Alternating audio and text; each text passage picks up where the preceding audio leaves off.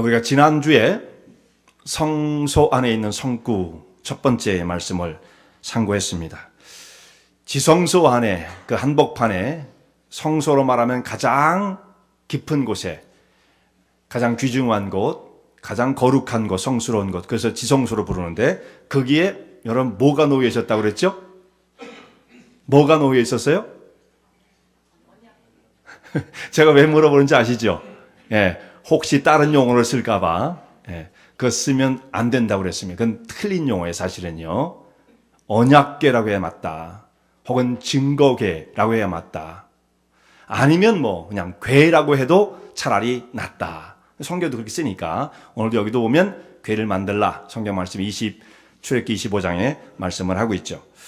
앞으로 우리 습관적으로 썼던 그런 용어들을 좀 바꾸고 그건 아무 의미도 없이 우리가 무슨 뜻인지 모르고 사용해왔던 잘못된 용어들이 많이 있습니다. 사실 그런 것들을 좀 하나씩 바꿔가는 게 중요하고요.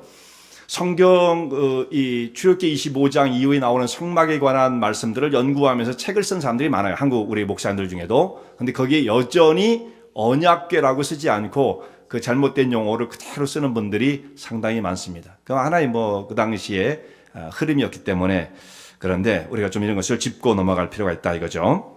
그래서 언약궤를 우리 지난주에 살펴보았습니다. 하나님께서 이스라엘 백성들이 이동을 할 때 출애굽을 해서 광야 40년을 거치는데 이때는 초기였죠. 이제 시내산에서 도착했을 때 말씀을 받으면서 그때가 3개월째 접어들었을 때예요. 그래서 이 말씀을 주십니다. 율법의 말씀을 주시면서 내가 너희들 가운데 거할 성소를 지으라 이렇게 말씀하셨습니다. 그러면 이 성소는 이스라엘 백성들과 함께 계시는 임재의 장소, 또 그들을 만나시는 장소, 만나셔서 교제하는 장소가 되게 하기 위해서 성소를 지으라 이렇게 말씀을 하신 것입니다. 그런데 이 성소는 또한 예수 그리스도의 앞으로 이 땅에 임하실 하나님의 아들 그리스도의 구원의 사역이 어떻게 이루어질 것인가, 그리고 그분의 인격, 그분은 어떤 분인가에 대해서 이 성막을 통해서 보여주시는 굉장한 메시지가 이 속에 담겨 있습니다. 그런데 이 말씀을 우리가 읽어보면 이게 과연 그것을 말하는 걸까라고 생각할 수 있는 그런 의문들이 상당히 많이 있어요. 왜냐하면 여기에 표현되어 있는 말씀들은 다 상징적 표현, 암시가 되어 있지 명백하게 이것은 이 뜻이다 이렇게 해석을 해주시진 않으시거든요. 계시는 그렇게 표현되는 게 아니에요. 계시는 깊이 묵상을 하고 기도를 하고 하나씩 이렇게 그 진리가 드러나도록 이런 식으로 표현되어 있지 이건 이거야 명백하게 어떤 적극적으로 딱 공식화되어진 그런 표현으로 되어 있지 않습니다. 그래서 뭔가 가려져 있는 것처럼 보이는데 그것을 하나씩 발견해 가면서 하나님께서 말씀하시고자 하는 계시에 접근해 가는 거예요. 그럴 때 우리가 진리를 발견하면서 감탄이 일어나는 거죠. 한 번에 이건 이거야 딱 말을 하면 사람들이 감동이 없어요. 깨달음이 없어요. 그렇기 때문에 하나님께서는 그런 방법을 쓰지 않고 뭔가 가려져 있는 모습으로 암시와 상징을 사용하십니다. 근데 기독교의 2000년 역사 동안 이 말씀을 연구하고 묵상한 사람들이 얼마나 많이 있었겠습니까? 그 제각기 사람들마다 이것을 묵상하고 또 책을 쓰고 의견을 얘기하면서 이 말씀에 대한 다양한 해석이 2000년 동안 쏟아져 나오게 된 거죠. 우리 한국 사람들도 여러 가지 다양한 것들을 주장하게 되어지는 것입니다. 그렇기 때문에 이것은 성막의 이 모습은 보는 사람의 견해에 따라서 의견이 상당히 다를 수가 있어요. 물론 그렇다고 해서 아주 어거지로 만들지는 않습니다. 비슷비슷하지만 조금씩 강조하는 부분이 달라지고 보는 견해가 다를 수 있다라는 것을 전제해야 돼요. 그러므로 물론 설교하는 목사들은 자기가 말하는 것이 진리다 말하고 싶겠지만 그건 정직하지 못한 거죠. 제가 말하는 것이 전부고 다른 분들이 말씀하는 건 다 틀렸다. 저는 그렇게 말하지는 않습니다. 그럴 수는 없어요. 여러 다양한 견해가 있을 수 있다라는 것을 우리가 전제해야 돼요. 어떤 분은 절대적으로 맞고 어떤 분은 절대로 틀리다 이렇게 생각하면 안 된다. 이것은 상징과 암시가 들어있기 때문에 그렇게도 큰 문제는 없어요. 왜냐하면 예수님께서 우리의 죄를 담당하시고 하나님이 아들 되신다. 이것을 뭐 거꾸로 생각하는 사람은 아무도 없으니까 단지 강조점이 달라지고 상징과 암시에 대한 해석이 조금씩 입장이 다를 수는 있다. 여러분들 이런 것을 좀 생각하시고 말씀을 들으시면서 앞으로도 이 성막의 부분을 볼 때 그런 입장을 갖고 계시는 것이 중요합니다. 아침 일부 예배 때 제가 이런 말씀을 드렸어요. 이 성경을 보면서 특별히 성막 부분에 너무 독특한 견해, 너무 자극적인 말씀의 해석은 오히려 그것은 진리에서 벗어날 수가 있다. 이렇게 말씀을 드렸더니 근데 목사님 지난주에 목사님이 하신 말씀이 상당히 독특했어요. 그러시더라고요. 제가 볼 때는 그건 독특한 건 아니고요. 그것은 말씀의 한 가지씩 이렇게 진행을 해 나가다 보면 거기에 도달할 수 있는 것이지 절대로 아주 독특한 말씀은 아니었고 일반적인 것이라고 생각할 수도 있습니다. 여러분이 지금까지 이걸 못 들어오신 분들은 안 들으신 것뿐이지 제가 아주 독특한 걸 발견해가지고 드린 말씀은 이건 일반적인 거예요. 그 중에서 우리가 언약궤에 사용됐던 그 조각목에 대한 것, 그것은 그 말씀을 통해서 얼마든지 유추해낼 수 있는 것이니까 여러분들이 좀 더 지난주의 말씀을 생각하면서 오늘도 이 말씀이 연결되어지니까 함께 연결을 생각해 보실 수 있길 바랍니다.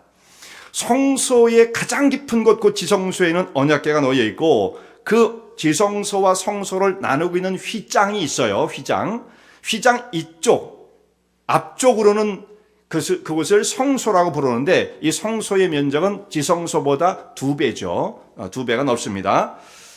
거기에는 이제 좀 더 많은 성구들이 놓이게 되어지는데 동쪽에서 문을 통해서 들어오면 물론 문은 지금 우리가 저렇게 사용한 것처럼 미닫이 문 혹은 이렇게 옆에 힌지가 달려가지고 이렇게 미는 문 나무로 된 게 아니에요. 천막같이 막으로 되어 있는 겁니다. 그 막을 열고 들어오면 거기가 성소가 되어지는데 이 성소는 동쪽 문을 통해서 이렇게 들어오게 되어져요. 동쪽. 그래서 제사장이 들어오면 제사장의 앞을 정면을 바라보는 가운데 정면에는 분향단, 금으로 만든 향단이 거기에 있고 오른쪽에 제사장이 들어와서 오른쪽에는 여기에 떡상, 테이블이 놓여 있게 되어집니다.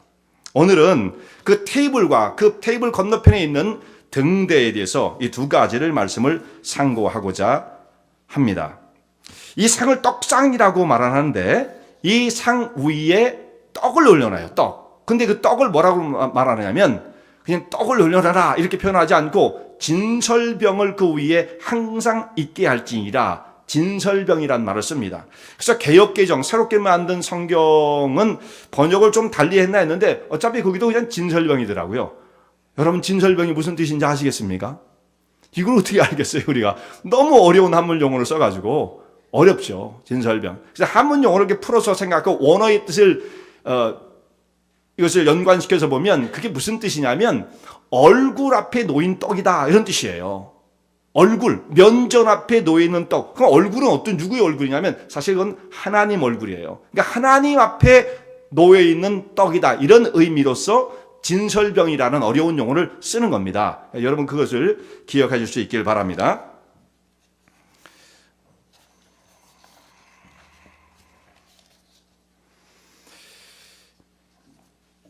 이 떡상을 만든 테이블 만드는 재료를 말씀하실 때 이것도 마찬가지 언약궤와 똑같이 아카시아 나무 조각목에 쓰여지게 되어지죠. 조각목 키도 얼마 크지도 않으면서 꾸불꾸불 뒤틀려 자라면서 사막에서 그 거친 사막의 기후 속에 자라다 보니까 억세지고 가시가 돋쳤는데 무시무시하다. 그게 조각목입니다. 그걸 가지고 이 떡상을 만드는 재료로 삼습니다. 규격은 이 테이블이니까 테이블의 이 길이, 테이블 길이가 2규빗 정도 되고요. 2규빗, 폭은 1규빗. 높이가 좀 독특합니다. 높이가 1규빗 반이 되어 있어요. 그러니까 좀 좁고 긴 모양으로 테이블을 만들게 되어지죠. 그렇게 큰 테이블은 아닙니다. 그래서 높이가 좀 어정쩡해요. 높이가요. 지금 우리가 쓰고 있는 우리가 책상에서 공부를 할 때나 혹은 식탁이라든지 이렇게 의자에 앉는 테이블은 이 높이가 어느 정도 되신지 여러분 아십니까? 약 허리 조금 못 오는 높이입니다. 그래서 한 30인치에서 29인치 정도 이렇게 와요. 근데 이 테이블은 무릎보다 조금 더 올라와요. 그래서 한 25인치, 한 26인치. 그래서 그 1인치 차이도 굉장히 그 차이를 많이 느껴요. 근데 한 29에서 30 정도가 평균 표준인데 이 테이블은 한 25, 26 정도밖에 안 되니까 3, 4인치가 상당히 크게 낮아 보인다는 말씀이죠. 그렇게 높이를 만들라 이렇게 말씀을 하셨어요. 그래서 이 높이는 좀 이상해요. 왜냐하면 의자에 앉기는 너무 낮고 땅바닥에 앉아서 이렇게 하기는 또 너무 높아요. 그래서 아주 어정쩡한 그런 상태로 이 높이를 만들라 하셨는데 여기에 무슨 특별한 의미가 있는지는 잘 모르겠습니다만 생각컨대 허리를 많이 숙여서 이 떡을 다루고 또 떡에 접근하라 이렇게까지는 표현할 수 있을지는 모르지만 더 깊은 뜻이 있는지는 잘 모르겠습니다. 전 높이가 좀 독특하다라는 것이죠. 그리고 이제 이 테이블을 완전히 정금으로 싸게 되어 있습니다. 그래서 안에 어떤 재료가 썼는지 모르고 완전히 금으로 싸게 되어지는 것이죠. 그리고 상 윗면에는 손바닥 높이 정도 넓이 정도의 턱을 만들라. 이게 상이 있으면 이 정도 다 돌아가면서 턱을 만드는 거예요. 턱을 이렇게 그것도 금으로 만드는 거죠. 턱을 만들라. 이것은 그 위에 올려놓은 떡이 떨어지지 않도록 하기 위한 조치였을 것입니다. 그리고 이 상 위에 항상 하나 앞에 떡이 올려져 있어야 한다라는 말씀이죠. 조각목과 금으로 만들었다라는 것은 지난주에 언약궤에서도 말씀을 드린 것처럼 이것은 그리스도의 인성과 신성을 의미하는 것이다. 나무, 그것은 그리스도의 이 땅에 인간의 모습으로 오신 그것을 상징하는 것이고 금은 그리스도의 하나님 되심, 신성을 의미하는 것이다 라는 말씀이죠. 이 진설병을 12개를 만들어서 두 줄로 만들어서 상 위에 쌓아놓으라 이렇게 말씀을 하셨어요. 이 떡 한 덩어리가 어느 정도 되느냐면 떡 한 덩어리의 사이즈가 얼마나 크다 그렇게 말씀하지는 않았어요. 그냥 무게만 나와 있거든요. 어떤 크기에 들어가는 양 그것은 10분의 2 오멜로 하라고 그랬는데 그게 어느 정도의 사이즈냐면 4.6리터입니다. 4.6리터. 그러니까 원갤런이 좀 더 넘죠. 여러분 원갤런 정도의 그걸 가지고 좀 더 넘는 걸 가지고 떡을 한 덩어리를 만든다면 상당히 큰 떡이 나오겠죠. 그 떡을 12덩어리를 만드는 거예요. 그러니까 떡을 다 만들어 놓으면 상당히 많은 겁니다. 12덩어리 상당히 많은 거예요. 한 덩어리도 큰데. 그래서 제가 연상을 해봤어요. P자로 치면 아마 한 3단 정도는 싼 정도가 되지 않을까. 한 덩어리가. 글쎄, 그건 모르겠어요. 제가 이거 추측인데 그렇게 생각을 해봤어요. 그것을 12개를 만드는 거예요. 그래서 그것을 두 줄로 해서 쌓게 되어지는 것입니다. 이 진설병은 12개를 만들어서 한 줄을, 그러니까 안식일 날 상 위에 올려놨다가 일주일이 지나면 그 다음에 새 것으로 교체를 하게 되어집니다. 이것을 제사장들이 안식일마다 하는 일이 바로 그거예요. 물려내온 떡은 아론과 그의 후손들 곧 제사장들이 먹게 되어지는 거예요. 이 진설병이 의미하는 바는 무엇인가? 말씀드린 바대로 하나님 앞에 놓인 떡이다라는 것이죠. 이 상을 차려놨는데 하나님 앞에 놓인 떡, 상을 차려놨는데 이거 누가 먹느냐? 주체가 누구냐? 생각해 볼 수가 있어요. 누가 먹는 거예요? 어떤 사람은 하나님은 절대 그걸 드시지 않는다. 물론 하나님 뭘 드시겠어요? 그런 걸 드시지 않겠습니다만 식탁은 사실 같이 참여하는 의미가 있는 거예요. 그죠? 상대방만 와가지고 하나님께서 뭔가를 드신다는 의미는 좀 그렇지만 식탁은 교제의 의미를 가지고 식탁으로 사람을 초청하는 거죠. 그곳에 같이 더불어 모여서 음식을 함께 먹고 마시는 가운데 교제가 일어나요. 여러분 우리가 교제를 할 때 아무것도 안 먹고 그냥 그러는 사람 없죠. 교제를 한다는 것은 일단 뭔가를 식탁 안에 테이블에 모여서 먹고 마실 때 교제가 이루어지는 거예요. 하다못해 정말 냉수라서 마셔야 됩니다. 그렇게 되죠. 그래야 이제 교제가 이루어지지 그냥 서가지고 이렇게 그렇게 하는 사람들은 없다고 봐요. 그래서 깊은 교제를 이룰 때는 테이블에서 만나서 음식을 나누는 것으로 표현을 하시는데 하나님께서 하나님 백성들을 그 테이블 가운데로 초청하셔서 함께 음식을 먹는 자리로 주의 백성들을 불러주신 거예요. 깊은 교제. 그건 말씀하시는 바가 뭐냐면 음식을 먹는다. 그것이 그게 최고의 그 주안점이 있는 것이 아니라 깊은 교제를 나눈다라는 것을 말씀하고 있는 것입니다. 근데 이 떡을 먹는 것은 제사장만이 먹습니다. 아론과 아론의 아들들만 제사장이잖아요. 그래서 일주일 후에 이 떡을 물려내면 그 떡을, 그것도 지정된 장소가 있어요. 아무데나 먹는 게 아니에요. 그 떡을 가지고 밖으로 막 돌아다니면 안 돼요. 그래서 지정된 성소 그 안에, 그러니까 그 울타리 안에 지정된 장소, 거룩한 장소에서 떡을 먹게 되어 있습니다. 구약 시대에는 그러니까 이것은 제사장 외에 다른 사람은 먹을 수가 없었습니다. 우리 같은 사람은 거기에 구경도 못하는 거예요.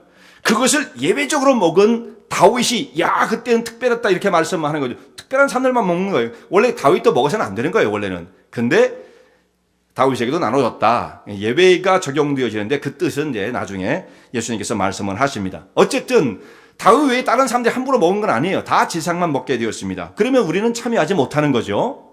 근데 지금은 우리는 어떤 존재로 부름을 받았냐면 왕 같은 제사장으로 부름을 받았어요. 왕 같은 제사장. 예수 그리스도의 십자가의 은혜로 말미암아 구원을 받은 신약의 백성들은 구약 시대의 제사장과 일반 사람들이 엄격하게 구별되었던 모습과는 달리 우리는 다 하나님의 거룩한 왕 같은 제사로 부름을 받은 자들이 되었기 때문에 주님께서 배설하는 이 식탁 가운데 얼마든지 참여할 수 있는 자격을 얻게 되어진 거죠. 차원이 다릅니다. 그러므로 신약의 성도들은 구약의 성도들과 그야말로 차원이 다릅니다. 여러분 생각해 보세요. 짐승의 피를 흘려서 제사를 드리는 그 사람들과 그 정도의 수준과 예수 그리스도의 십자가의 피를 의지한 하나님 백성 되어진 사람들의 수준이 같을 수가 없지 않겠습니까? 우리는 왕 같은 제사로 부름을 받은 자들이다. 그래서 그 가운데 참여할 수 있게 되어집니다. 이 상에 올려진 떡은 무엇을 의미하는 것인가? 첫 번째는 우리가 그리스도를 의미한다라는 것이에요. 하늘로서 내려온 참떡이 되신 예수님, 누구든지 나를 먹는 자는 다시 영원히 줄이지 않을 것이라 말씀하신 예수님, 이 땅에 장차 참 생명의 양식이 되시기 위하여 이 세상에 임하실 예수님의 모습을 예표하고 있는 거죠. 이 모습이. 우리는 충분히 그 정도는 여러분들이 조금 이게 주님과 어떤 관계를 맺을 것인가 라고 생각하면 그 부분으로 다 연결을 시킬 수 있을 거라고 생각합니다. 성경을 좀 우리가 보면서. 그 정도 안 되겠어요? 이게 예수님과 어떤 연관이 있을까 하면 이 땅에 참 떡으로 오신 예수님의 모습을 이렇게 표현하는 건가? 그 정도 상상할 수 있잖아요. 그렇게 우리가 연결시킬 수가 있어요. 근데 예수님께서는 주님의 식탁으로 우리를 초청하시기 위해서 어떤 일을 하셨느냐면 자기의 몸을 상하시고 자기의 몸을 완전히 깨트리시고 희생을 시키셔서 하나님이 베푸신 그 식탁 가운데로 우리를 초청하시는 것입니다. 예수님께서 제자들과 함께 마지막 만찬을 나누실 때의 모습을 보면 이렇게 되어 있죠. 식사를 하시다가 예수님께서 떡을 떼어서 축사하시고 기도를 하셨다는 뜻이에요. 그리고 제자들에게서 나눠주시면서 이것을 받아 먹으라. 이것은 너희를 위한 나의 몸이다. 그 떡을 그렇게 상징하셨죠. 곧 그것은 뭘 의미하는 겁니까? 잠시 후면 십자가에서 고난을 당하시고 찢겨질 예수님의 희생의 몸을 의미하는 거잖아요. 그래서 그 떡으로서 성만찬을 제정하시면서 그리스도의 희생을 주님이 오시는 그날까지 기억하고 기념하라. 이렇게 말씀을 하신 거죠. 예수님께서 그 성만찬을 제정하신 모습을 보면 그 말씀과 함께 더불어서 이 떡상에 올려져 있던 떡과 깊은 연관이 있다는 것을 깨닫게 되어지는 거죠. 예수님은 우리에게 참다운 양식을 주시기 위하여 자기의 몸을 깨트리셔야만 했다는 말씀입니다. 그리고 이 상은 하나님 나라에서 영원히 주님과 함께 먹고 마시는 천국의 식탁을 상징해요. 우리가 천국에 가면 예수님과 함께 더불어서 함께 식탁 가운데 참여하여 먹고 마시는 교제를 줄 것이다. 이게 먹고 마시는 게 진짜 그게 중요한 게 아니라 그걸 통해서 주님과 깊은 영적인 교류가 일어난다. 여기에 주안점이 있다는 말씀이죠. 하나님께서 배설하신 그 상에 참여할 자들이다는 말씀이에요. 그래서 우리는 이제 주님의 그 배설하실 그 상을 생각하면서 그때 우리가 주님과 함께 만찬을 함께 나누게 되어질 텐데 이 땅에서도 우리가 살아가는 동안에 우리의 필요한 것들이 있죠. 육신의 양식도 필요합니다. 오늘날 우리에게 일용할 양식을 주옵시고 기도할 수 있어요. 양식을 구하는 기도를 드리죠. 근데 이 양식은 육신적인 것만은 아니에요. 날마다 우리의 심령 속에 채우신 하나님의 영적인 양식, 영혼을 먹이시는 양식, 말씀을 간구하는 것입니다. 사람이 떡으로만 사는 것이 아니요 하나님의 입에서 나오는 모든 말씀으로 살아가는 것이기 때문에 떡으로 표현되어 있는 그 예수님, 오늘도 영적인 양식을 구하는 백성이 되어질 것을 말씀하시는 것입니다.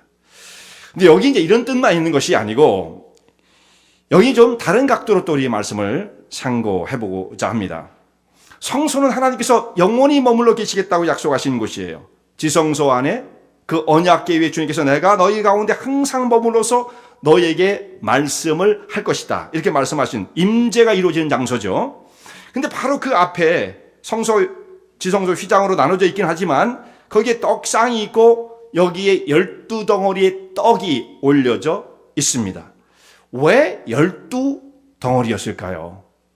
이스라엘 백성들을 상징하는 12지파를 상징하는 것은 너무 분명한 사실이죠. 12지파를 상징하는 것은 너무 분명한 사실이에요. 레위기 14장에도 거기에 이스라엘 백성들과의 영원한 언약이다라고 말씀하고 있기 때문에 이스라엘 백성과 깊은 연관을 갖고 있다는 건 뭐 분명히 말씀을 하고 있죠.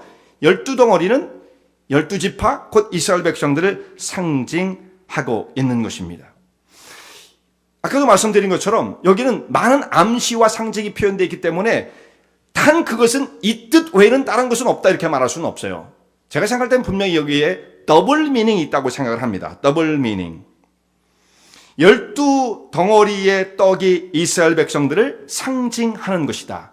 앞에서 제가 뭐라고 말씀드렸습니까?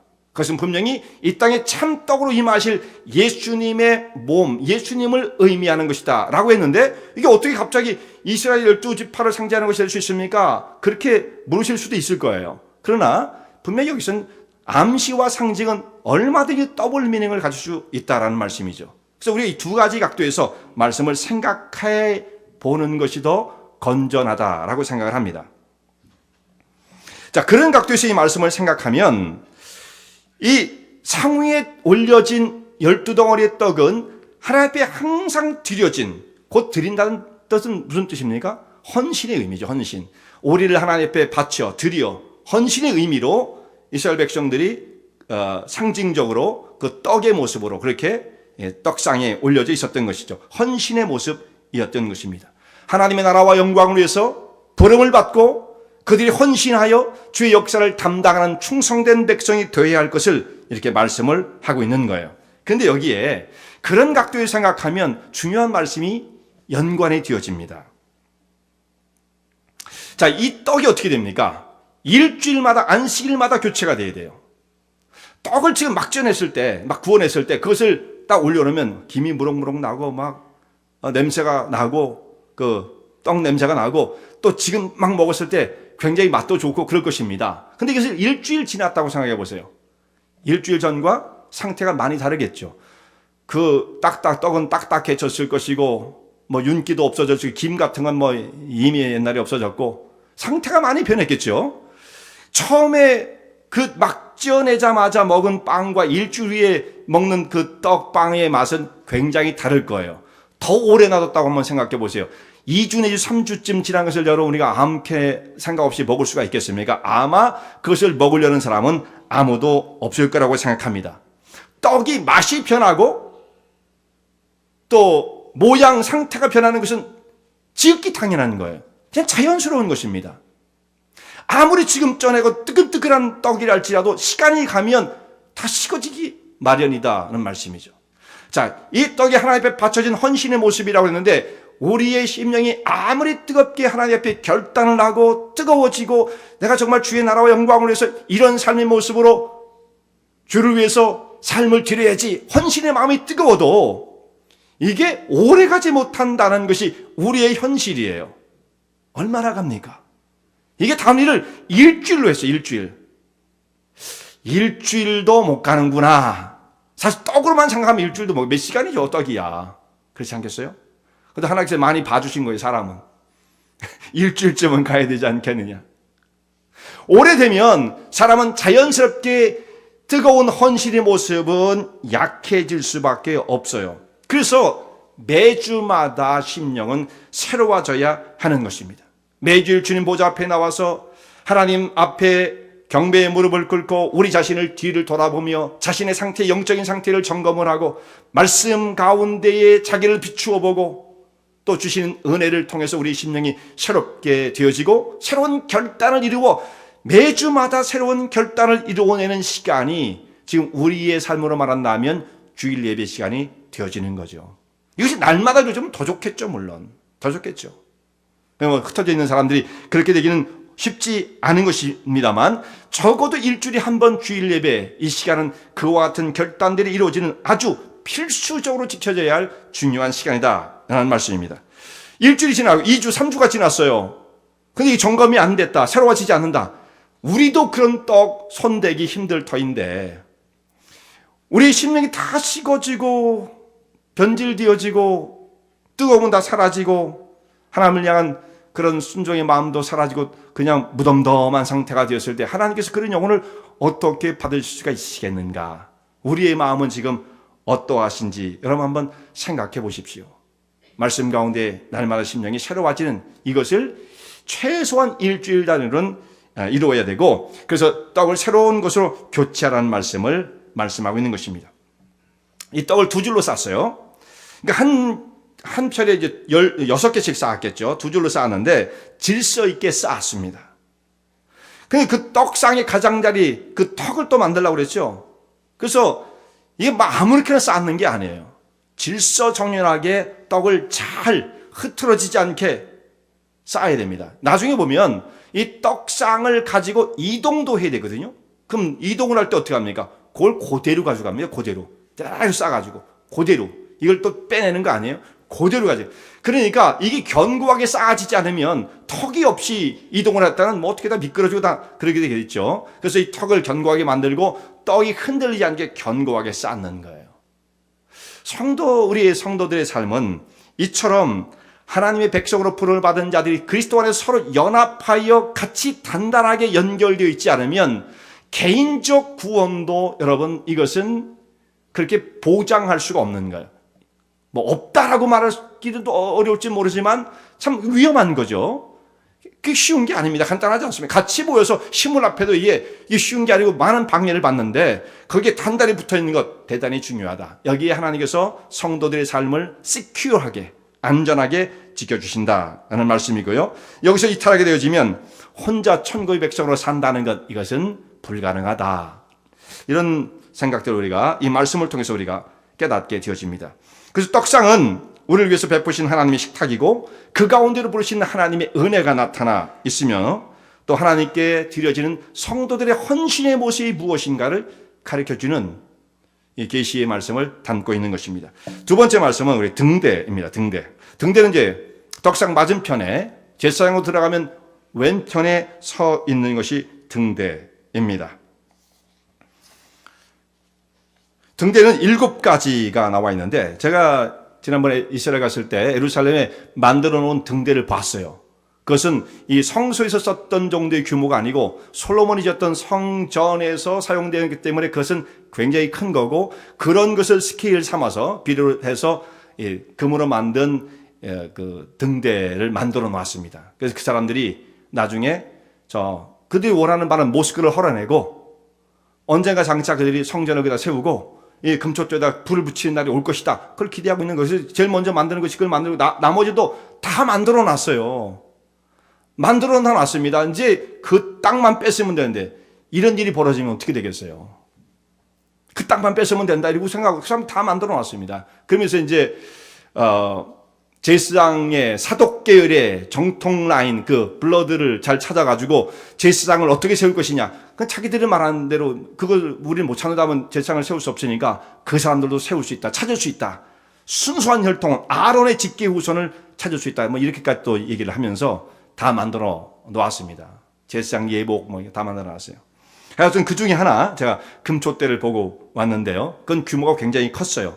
여기 성소에 썼던 것은 그렇게 큰 건 아니고 한 금달란트, 이 무게가 어느 정도 되냐면 75파운드 정도 됩니다. 75파운드. 금 한 덩어리가 75파운드짜리를 촛대로 만들었다고 여러분 생각해 보세요. 이게 무게는 대단한 거죠. 우리가 이렇게 조그만 건 아니에요. 75파운드, 견고해서 흔들리지 않을 정도의 그런 무게와 또 크기를 가지고 있습니다. 성막 안에는 창문이 없어요. 오직 빛은 그 안에 비추는 금촛대에서 그 발산되는 빛만 비칠 수가 있는 것입니다. 그래서 이 등대는 금으로 만들어요. 순전한 금으로. 여기 불순물이 섞이면 안 된다라는 말씀입니다. 민수기 8장에 있는 말씀은 제사장이 그 금촛대에 불을 붙이는데 이 빛이 어디로 비치게끔 되어지냐면 촛대 전면 앞을 향해서, 그럼 앞에 뭐가 있습니까? 떡상이 있잖아요. 떡상에 예수 그리스도의 몸을 상징하기도 하고 곧 그것은 그리스도의 영원한 말씀을 상징하기도 하면서 또한 하나님께 바쳐진 이스라엘 백성들을 상징하니까 이 두 가지가 다 적절하다고 생각합니다. 하나님 말씀을 볼 때에도 성령의 조명이 필요한 것이고 또 이스라엘 백성들을 상징한다 해도 이스라엘 백성들의 어두움 가운데 빛으로 인도해 주신 하나님의 진리의 빛이 필요하다는 것을 통해서 얼마든지 두 가지가 조화를 이룰 수 있다라고 생각을 해요. 어쨌든 이 빛이 그 떡상을 향하게 하라 이렇게 말씀을 하셨어요. 7등잔을 가지고 있을 때 7의 7이라는 숫자는 완전수죠. 하나님의 완전한 빛이 비춰지는 곳, 우리가 이렇게 생각할 수가 있어요. 장차 이 땅에 참 빛으로 임하실 예수님의 모습을 또 이 금촛대도 상징하고 있는 거예요. 참 빛으로 세상에 오실 분, 7 금촛대 그 등잔 7개였어요. 완전수죠. 불순물이 없는 하나님의 빛을 비추실 분으로 이 땅에 오실 예수님을 상징하고 있습니다. 근데 예수님께서 이 땅에 오셨을 때 사람들이 예수님을 영접지 않았습니다. 참빛이 세상에 왔으나 사람들이 영접지 아니하였다. 영접하는 자 곧 그 이름을 믿는 자들에게는 하나님의 자녀가 되는 권세를 주셨는데 그런데 그 세상에는 영접하는 사람이 별로 없었어요. 그 당시에 그랬던 것입니다. 이제는 그 참빛을 증거하고 전하는 사역을 오늘 우리들에게 맡겨주셨죠. 오늘 우리들도 마찬가지입니다. 빛이 되신 예수님의 뒤를 따르는 백성들로서 주님께서 우리에게 뭐라고 말씀하십니까? 너희는 세상의 빛이다 라고 말씀하셨어요. 그러니까 이게 다 연관이 있어요. 오직 앱솔루트리 예수님만 나타낸다 이렇게 말할 수가 없어요. 결국은 오늘 우리를 또한 상징하고 있죠. 빛이 되신 예수님의 뒤를 따라가는 세상의 빛으로서 하나님의 사역을 감당할 때 우리는 어떤 모습으로 주의 일들을 이룰 수가 있겠는가, 이 말씀을 통해 우리가 묵상을 할 수가 있는 것입니다. 제사장들 중요한 임무가 뭐냐면 아침과 저녁에 제사장은 항상 성소에 들어갑니다. 하루에 적어도 2번은 들어가야 돼요. 적어도 2번은 들어가야 돼요. 아침에 들어가서 그 등불을 관리를 하게 되어집니다. 그리고 밤에도 저녁에 해질 때에도 들어가서 등불을 관리하는 일을 제사장이 하게 되어져요. 기름이 떨어지면 이때 사용했던 기름이 이제 감람유인데 순전한 감람유, 다른 것이 섞이지 않고 감람유를, 그러니까 올리브유죠. 올리브를 써서 연료로 썼습니다. 기름이 떨어지면 불을 붙일 수 없으므로 기름을 보충해주고 또 심지가 오래 타게 되어지면 심지가 역할을 제대로 못해요. 기름을 잘 빨아들이지 못하니까. 그래서 심지를 불똥, 그 찌꺼기 같은 걸 제거해주고 더 오래 됐으면 심지를 아예 갈아줘야 되는, 반드시 그러므로 관리가 필요하다는 것입니다. 관리. 금촛대의 불은 항상 켜 있어야 돼요. 이게 해석이 여러 가지 좀 다른 경우도 있어요. 어떤 사람들은 금촛대의 이 불은 저녁 때 켜고 아침에 껐다, 제사장들은 그렇게 생각하시는 분들도 있어요. 근데 제 생각은 그렇지 않다고 봅니다. 24시간 이 촛불은 켜고 있어야 한다는 말씀이에요. 왜 그렇게 생각하냐면 이 안에는 다른 빛이 없어요. 다른 빛이 없습니다. 완전히 다 막혀있기 때문에 다른 빛으로 그 안에를 조명할 수가 없고요. 오직 이 촛대에서 비치는 빛만 있기 때문에 낮에도 깜깜했거든요. 그러니까 이 촛대가 필요했던 것입니다. 그래서 계속 타게 하기 위해서는 이렇게 관리가 필요했다라는 말씀이죠. 성도들이 오늘 이 말씀을 통해서 우리에게 교훈하시는 바처럼 세상에 빛이 되기 위해서는 이 촛대가, 금촛대가, 등대가 금으로 만들어진 것처럼 우리도 우리 심령이 순결해야 합니다. 불순물이 섞여 있으면 하나님의 사역을 온전히 감당할 수가 없어요. 또한 아무리 재료가 순결하다 할지라도 그것만 갖고는 안 돼요. 저 사람은 정말 착한 것 같아. 사람이 착하면 얼마나 착하겠어요. 근데 그것만 갖고는 안 돼요. 여기에 연료, 기름이 있어야죠. 기름. 근데 기름은 우리가 여러분 이 기름 뭡니까? 하면 대답을 하실 수 있을 거예요. 기름이 뭡니까? 대답을 못 하시나요? 이 기름 어떤 것이 기름으로 표현될 수 있는 거예요? 성경에 있는 말씀을 쭉 종합을 해보면. 틀릴까 봐 말씀만 안 하시는 거예요? 스가랴서 4장에 있는 말씀 보면 거기에 분명한 말씀이 있어요. 여러분, 기름은 성령이다라고 다 말씀을 하고 싶으실 거예요. 근데 왜 그래요? 그러면 이제 그 대답을 못하니까 대답을 안 하신 거겠죠. 그게 스가랴서 4장에 있는 말씀 보면 분명히 말씀을 하고 있어요. 거기에 이 등대가 나오고 순금으로 만든 등대, 여기는 그 말씀이에요. 그리고 감람나무가 2개가 서 있었고 그 감람나무로부터 관이 등대의 등잔에 다 연결되어 있었다. 그래서 기름이 계속 공급되어지므로 등불이 꺼지지 않았다. 이 말씀을 하고 있고요. 그리고 하신 말씀이 뭐냐면, 그러면 감람나무 기름이 왜 성령님이냐? 그 뒤에 나온 말씀 때문에 그래요. 이는 힘으로 되지 않고 능으로 되지 아니하되 오직 뭘로 됩니까? 성령으로? 예, 성경에 표현되는 말씀을 보면 여호와의 신으로 되느니라, 이렇게 말씀하고 있거든요. 여호와의 신, 성령님을 말씀하고 있는 거죠. 사람의 힘으로 하는 것이 아니라 성령님의 힘으로 모든 것을 할 수 있다. 그때 표현을 하셨어요. 감람류는 성령을 상징하고 있다는 것을 말씀하고 있는 거죠. 자, 이렇게 성령님께서 계속 공급을 해주시고 충만함을 이룬다 할지라도 또 그것만 갖고는 안 돼요. 여기에 반드시 제사장의 점검, 돌봄이 필요합니다. 자, 순금으로 만들었어요. 기름도 부어지고 있어요. 불을 붙여놨어요. 계속 탈 것 같아요? 아니에요. 그것만 갖고는 안 돼요. 여기에 반드시 관리가 필요한 것입니다. 놔두면 나중에 점점점 나빠져. 아무리 기름이 부어져도 그것만 갖고는 안 돼요. 성령님을 모독하는 것은 아니고 관리는 반드시 필요하다는 말씀입니다. 성령의 공급, 거기에 플러스 또 우리가 해야 할 것이 반드시 새로운 심지를 갈아주고 불순물을 제거하는 관리자의 관리가 필요하다는 말씀이에요. 그래서 제사장이 이게 가장 중요한 사역이었다고요. 저녁과 아침에 등불을 관리하는 것. 이것은 오늘 우리들의 삶을 적용을 시키려면 무엇으로 연결을 시킬 수가 있겠습니까?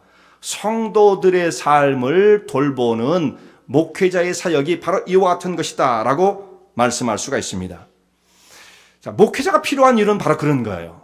아무리가 말씀을 공부를 하고 열심히 신앙생활을 하려고 애를 쓴다 할지라도 그것만 갖고는 안 돼요. 관리가 반드시 필요해요. 성도들 돌보고 이끌며 목회적인 사역을 통해서 길을 바른 길로 가이드하고 이끌어가는 사역이 반드시 필요한 것입니다. 근데 지금은 여러분들 이게 어떻습니까? 어떻게 느껴집니까? 부담스럽잖아요. 나의 삶에 대한 간섭이라고 생각하잖아요. 그냥 내버려둬도 알아서 하게끔 하지 뭘 그렇게 일일이 다 꼬치꼬치 그렇게 하십니까? 이걸 부담스러워하죠. 근데 이것은 사실 간섭도 아니고 부담을 주기 위한 것이 아니라 좀 더 하나님 앞에서 온전한 등불로 타게 하기 위한 준비요, 관리인 것입니다. 하나님께서는 이와 같은 말씀을 통해서 영적인 삶의 모습을 시스템을 만들어 놓으신 거예요. 이렇게 해야만 관리가 되어지고 불이 지속적으로 탈 수 있다는 것을 말씀해 주고 있는 것입니다.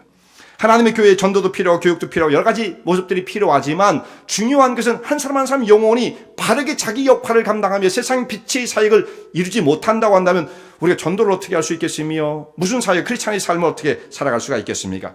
한 영혼이 바르게 세워지는 사역이 꼭 필요하다는 말씀입니다. 그런데 지금 이 시대는 굉장히 세상이 변했습니다. 교회가 세상을 떠나 있진 않아요. 세상과 타협하진 않지만 세상 속에 들어있잖아요.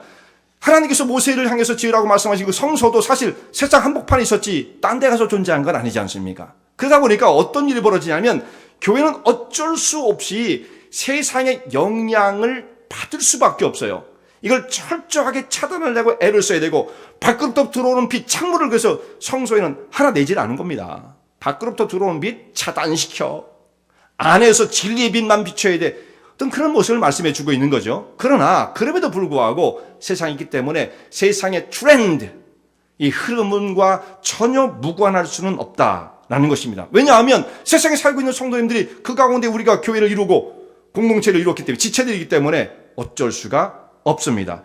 그렇기 때문에 우리 성도들이 한 사람 한 사람이 생각하는 바는 지금 뭐냐면 이런 일들, 야, 뭐 목회자가 뭘 관리하고 뭐 이렇게 그 간섭도 아닌데도 불구하고 가이드하고 목회는 패스트럴 케어를 하는 것이 뭐 그렇게 지금 이 시대에 필요하냐? 이것은 좀 구시대적인 것이고 미련하고 낡은 방법이라고 생각하는 그런 사상이 있는 거예요. 지금 우리는 좀 자유스럽게 마음대로 좀 살고 싶고 마음대로 하고 싶은데 저분은 우리를 좀 너무 간섭하는 것 같아. 이런 생각을 하는 분들이 점점 늘어나지 않는가 지금 현실이. 왜 이런 생각을 하게 되냐면 지금은 사람과 사람의 관계를 맺을 줄 모르고 오직 정보만을 가지고 삶을 살아가는 그런 시대의 형태로 세상이 변하고 있습니다. 정보만 있으면 돼요. 정보만. 그전만 해도 그 정도는 아니었어요. 이제는 컴퓨터에 가서 앉을 필요도 없고 그저 스마트폰 지금 당장 여러분이 꺼내서 보면 세계 모든 뉴스와 웬만한 정보, 웬만한 지식, 전문적인 아주 깊은 것까지는 몰라도 우리가 살아가는 데는 충분하고 남는 그 정도의 지식은 지금 순간에 우리가 접할 수 있는 시대를 살아가고 있습니다. 그래서 이것이 습관화되다 보니까 무슨 생각을 은연중에 우리 하게 되어지냐면 교회 와서 예배를 드리고 말씀을 듣는 것도 뭔가 정보를 얻는 것이다라고 생각을 해요. 오늘 목사님 무슨 정보를 우리에게 전달해 줄 것인가? 영적이긴 하겠지만 무슨 정보인가? 정보가 아니에요, 이것은요. 정보에 주고받는 그런 모습을 여러분 이 생각을 하시면 결코 안 됩니다. 교회는 정보를 전달하는 것이 아니고 영적인 능력과 생명을 전하는 것이고 케어가 일어나는 것이 돼야 돼요. 근데 우리 삶은 드라이해져 가지고 그런 건 필요 없다고 생각하는 거예요. 그건 부담스러워요. 그냥 정보만 주세요. 어떻게 하는 건데요? 안 하잖아요. 그렇게 해봐야. 어떤 이런 인포메이션만 가지고는 사람을 결코 바꿀 수가 없습니다. 인포메이션은 사람을 드라이하게 만들어요. 사람을 들뜨게끔 만듭니다. 한 곳에 집중하지 못하게끔 만들어요. 순간 사람이 생각이 자꾸 다른 데로 돌아가고 집중을 못해요. 다 건성이에요. 사람들이요. 걸음걸이도 옛날 같잖아요. 사람들이 요즘 그래서. 건성으로 걷나. 걸음걸이도 이상해요. 사람들이. 그런 시대를 만났어요. 지금은요. 무언가를 집중하지 못합니다. 근데 여러분, 영적인 성장과 변화는 정보를 통해서 이루어지지 않아요.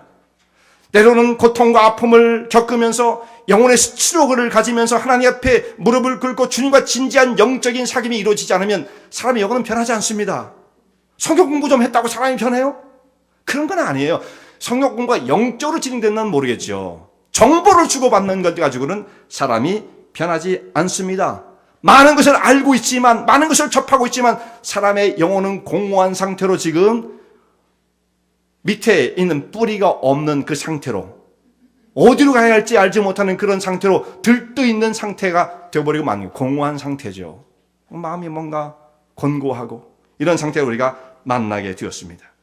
지금 이 세상의 말로 절실히 복음의 빛이 비춰져야 할 그것을 요구하는 시대인 것입니다. 사람들이 좋아하는 하지 않지만 정말 참다운 빛이 필요한 이 시대예요. 우리에게 사명이 있는 것입니다. 지난주에 플로리다에 엄청난 총격 사건이 있으면서 이것을 어떻게 할 것인가? 해결의 방법이 있겠습니까? 총을 다 뺏을 수 있겠어요? 그러니까 하다못해 트럼프가 한다는 얘기가 이제 교사들도 그냥 총 차고 그냥 아예 그냥 수업을 진행하게 하자. 극단적인 방법 그런 얘기까지 나오지 않았습니까? 과장을 한다면. 이 학교가 얼마나 위험한 곳이 되었는지 도저히 그것 아니면 해결할 수 없는 이런 시대를 만났습니다. 살벌한 시대예요. 사람들은 진리에 대해서 눈을 감고 좋아하지도 않습니다. 별로 관심도 없어요. 그러나 이때일수록 참다운 생명의 빛이 되신 예수님을 전파하는 것이 얼마나 소중한 것이며 오직 소망은 거기밖에 없다는 것을 고백하고 깨달을 수밖에 없는 것입니다. 우리가 하나님 거룩한 백성으로 부름을 받았어요. 세상에 참 빛을 전하라고 부름을 받은 백성이 되었습니다. 하나님께서 맡겨 이 귀중한 사역을 잘 감당하기 위해서 오늘도 성령님의 뜨거운 역사하심 가운데 새로워지고 굳어진 심령이 더 변화를 받아 하나님 인도하심 속에 거룩한 역사를 담당하시는 주의 종들 되시기 바랍니다.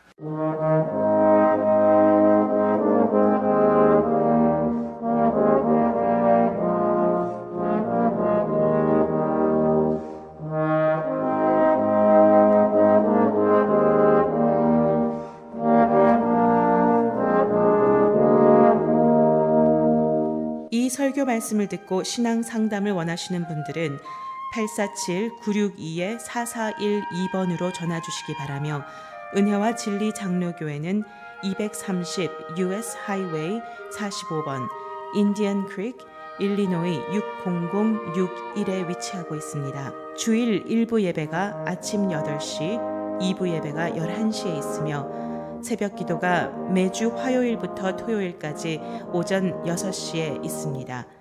그리고 금요 성경 공부가 저녁 8시에 있습니다. 하나님의 은혜와 은총이 항상 여러분과 함께 하시길 바랍니다.